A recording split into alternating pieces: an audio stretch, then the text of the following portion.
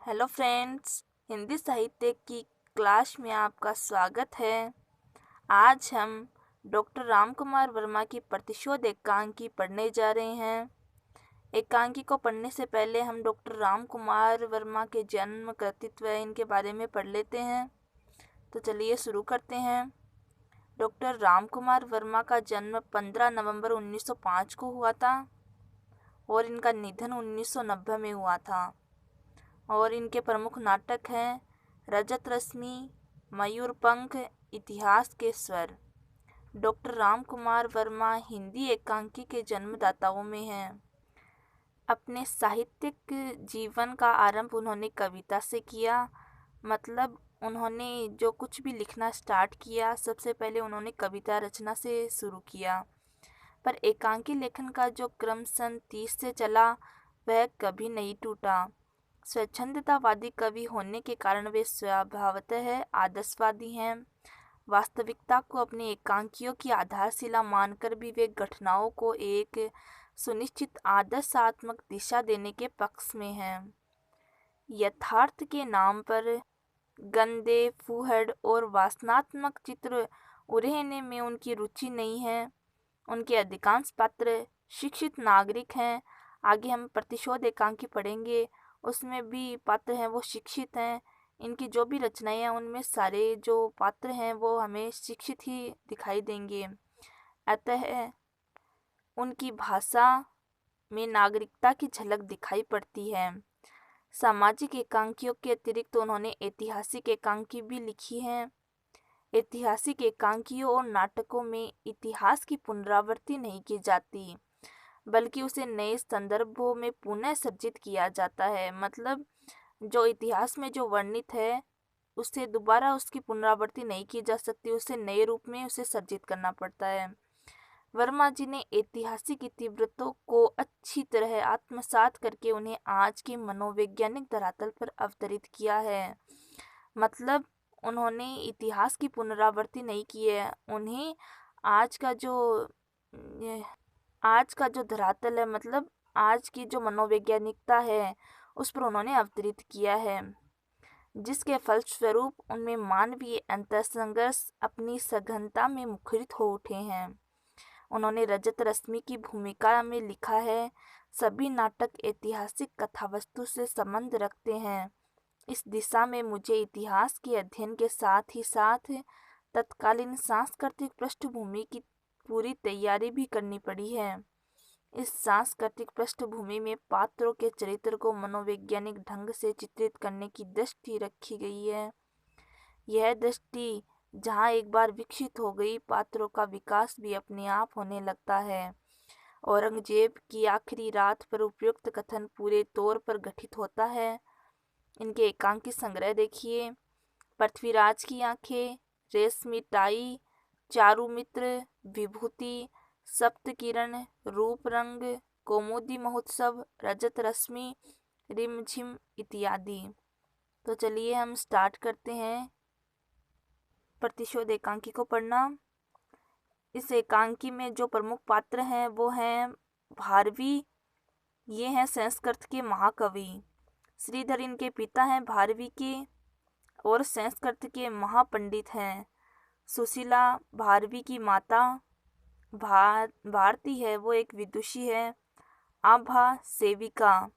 और एकांकी में जो काल चल रहा है वह 6वीं शताब्दी के लगभग का है। स्थान है धारा नगरी और समय है इसमें रात का द्वितीय प्रहर। श्रीधर ग्रंथ देखते हुए श्लोक पढ़ते हैं। श्रीधर ओम ईशावास्यमिदं सर्व यत् किचम जगत्याम जगत तेन तक्तेन बुझिन्थामाग्रथ कस्य स्विधनम। अर्थात जगत में जो कुछ स्थावर और जंगम है वह सब ईश्वर के द्वारा आच्छादित है। अर्थात संसार के क्रोध में भगवान की सत्ता ही है।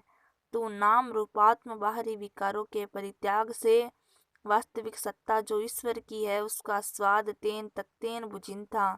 सुशीला की ओर देखकर तुम ध्यान से नहीं सुन रही हो। श्रीधर है वह सुशीला को यह श्लोक पढ़कर सुना रहा है, लेकिन सुशीला का ध्यान है वह उस श्लोक की ओर नहीं है। सुशीला ध्यान मग्नता से चौंक कर, सुन तो रही हूँ, किंतु भारवी। श्रीधर बीच में ही, भारवी? फिर भारवी?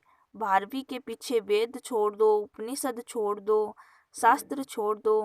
भारवी ही संसार में एक पुत्र है और तुम ही संसार में एक माता हो। सुशीला यह तो मैं नहीं कहती, किंतु भारवी अभी तक नहीं आया।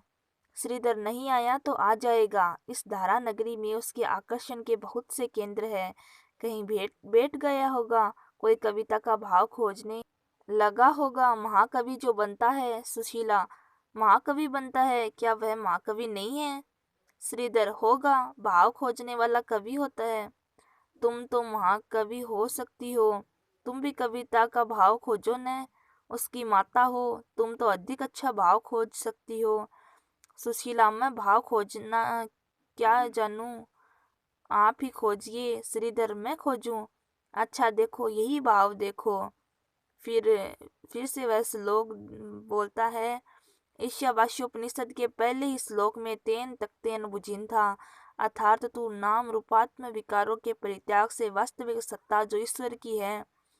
श्रीधर है जो उसे उसके बारे में, ये जो श्लोक है इसके बारे में दोबारा उसे बताता है, लेकिन सुशीला उसे नहीं सुनती है। सुशीला बोलती है ईश्वर की सत्ता तो है, किंतु भारवी नहीं आया। अब श्रीधर बोलता है नहीं आया तो जाएगा कहाँ?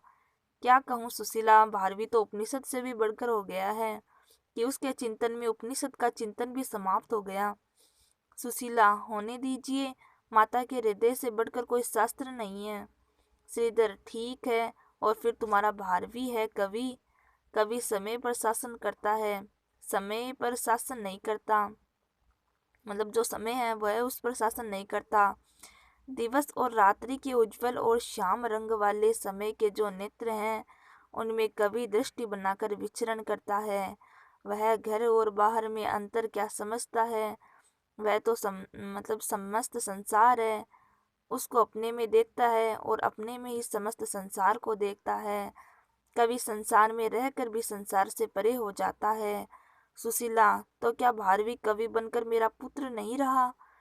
श्रीधर पुत्र तो है ही, किंतु वह संसार का जनक भी है। जनक अपनी कल्पना से वह न जाने कितने संसार के समूहों का निर्माण कर सकता है। सुशीला तो क्या कल्पना से वह अपनी माता का भी निर्माण कर सकता है? और वह करे भी तो कर ले, किंतु संसार में उसकी एक ही माता रहेगी, एक ही जननी रहेगी, और वह मैं हूँ। मैं भारवी की केवल एक ही माता है और वह मैं हूँ। श्रीधर हाँ, माता तो तुम ही हो, किसी दिन शास्त्रार्थ करके देख लेना। सुशीला शास्त्रार्थ के नियमों में माता का हृदय नहीं बांधा जा सकता। शास्त्र में सिद्धांत है, प्रेरणा नहीं है। शास्त्र में माता की प्रशस्ति है, किंतु माता के हृदय का स्पंदन नहीं है। शास्त्र तो तत्व की बात करता है, उसे आंसुओं की तरलता और सुख की विकलता का अनुभव नहीं है। श्रीधर माँ के आंसुओं की तरलता और सुख की विहलता का अनुभव पुत्र करता है। सुशीला अवश्य करता है, क्रिया की प्रतिक्रिया तो होती ही है। श्रीधर तो देख लूंगा उसकी विहलता, तुम इस विहलता से ऊपर उठो, शास्त्र का चिंतन करो। सुशीला आप भारवी के पिता हैं तो शास्त्र का चिंतन कर सकते हैं, मैं कैसे करूं? आज दूसरा दिन है और वह नहीं आया, और दिनों तो वह जल्दी आ जाया करता था। आज दूसरी रात्रि का दूसरा प्रहर है और वह अभी तक नहीं आया। न जाने वह कहाँ होगा, उसने भोजन भी किया होगा या नहीं। श्रीधर सुशीला तुम व्यर्थ ही चिंता करती हो। भारवी कोई शिशु तो है नहीं जिसे भोजन कराने के लिए माता के दुलार की आवश्यकता है। वह किसी गोष्ठी में बैठकर कविता का आनंद ले रहा होगा। यहाँ माता चिंतित हो रही है। सुशीला आप कितने निष्ठुर कैसे हैं इतने? क्या शास्त्र का चिंतन और पांडित्य मनुष्य को निष्ठुर बना देता है? भूख प्यास में भी कहीं कवि गोष्ठी से रुचि हो सकती? मेरे भारवी कहीं अन्यत्र भोजन नहीं करते। श्रीधर भारवी भारवी, न तुम शांत रहोगी और न मुझे होने दोगी। भारवी मूर्ख है और तुम। सुशीला बीच में ही, हाँ मैं भी मूर्ख हूँ। यदि पुत्र के लिए माँ की ममता मूर्खता है तो ऐसी मूर्खता ही मुझ में बनी रहे। आप पंडित बने, शास्त्री हो, विधा के आचार्य हो, मेरे लाल को मूर्ख समझे और मुझे भी। श्रीधर, सुशीला, अब तुम्हें मैं कैसे समझाऊं? सुशीला, कहीं आप ही ने तो उसे घर आने से नहीं रोक दिया? श्रीधर, मैंने? सुशीला, हाँ आपने।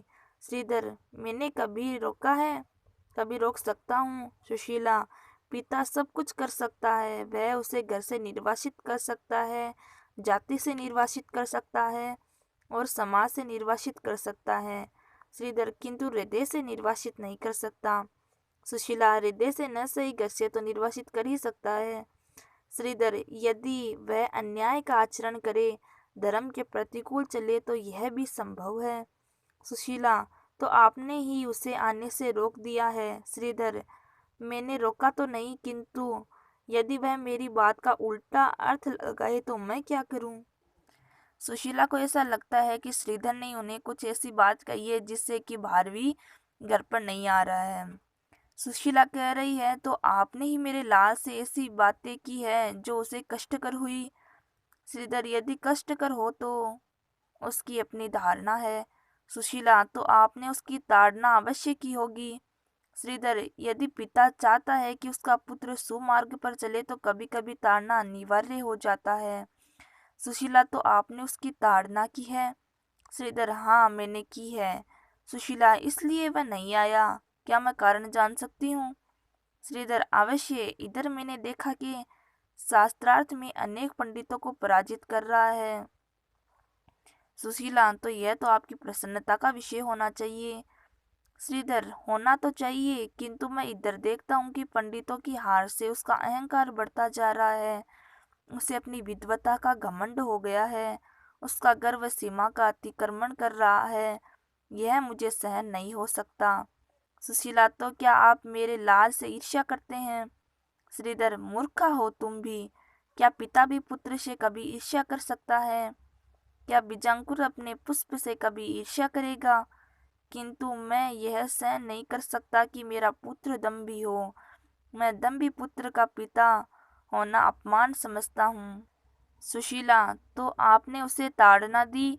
श्रीधर, हाँ उसे ताड़ना दी, और उग्र रूप से।